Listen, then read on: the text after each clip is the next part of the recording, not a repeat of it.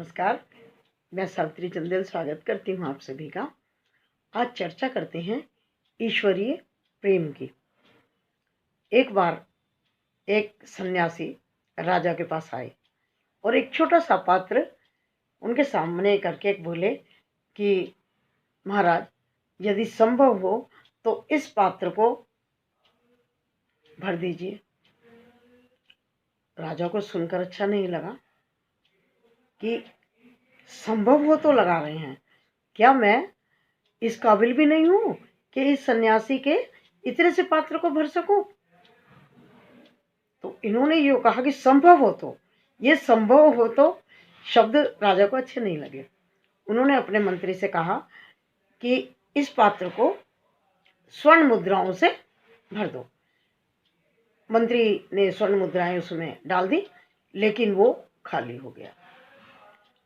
जितनी स्वर्ण मुद्राएं डालते जा रहे थे मंत्री, उतना खाली होता जा रहा था। सुबह से शाम हो गई और राजा का खजाना लगभग खाली हो गया, लेकिन वो पात्र नहीं भरा। अंत में राजा स्वयं उठकर आए सन्यासी के पास और हाथ जोड़कर बोले कि महाराज, कृपया इस पात्र का गूढ़ रहस्य बताएं। मैं तो ये सोचा करता था कि मेरे दरवाजे से कभी कोई खाली जा ही नहीं सकता, लेकिन आज मुझे पता लगा कि शायद मैं हर एक को सब कुछ ना दे पाऊँ।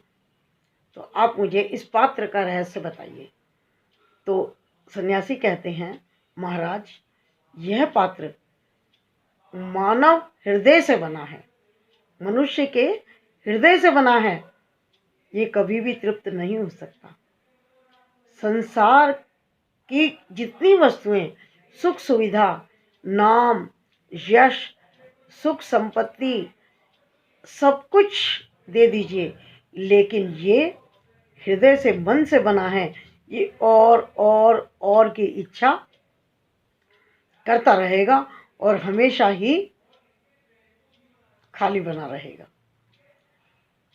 राजा को ये बात समझ आई और उसने कहा, फिर ये कैसे भर सकता है। सन्यासी ने कहा, ये केवल और केवल ईश्वरीय प्रेम से भरा जा सकता है। ईश्वरीय प्रेम जब इस हृदय रूपी पात्र को मिल जाता है, उसमें ईश्वरीय प्रेम का अमृत भर जाता है, तो ये स्वतः शांत हो जाता है और प्रफुल्लित और प्रसन्न भी हो जाता है।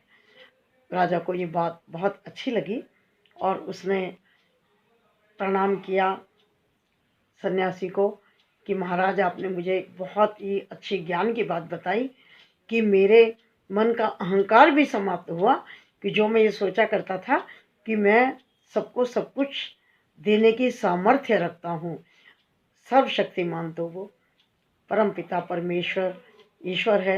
ईश्वरीय प्रेम वास्तव में बहुत बड़ी शक्ति है। हम सबको उस ईश्वर को नमन करके, उस सर्वशक्तिमान ईश्वर की शक्ति को स्वीकार करके अपने कार्य को करना चाहिए। फिर उसके आशीर्वाद से हम सदा सफल होंगे। नमस्कार, धन्यवाद।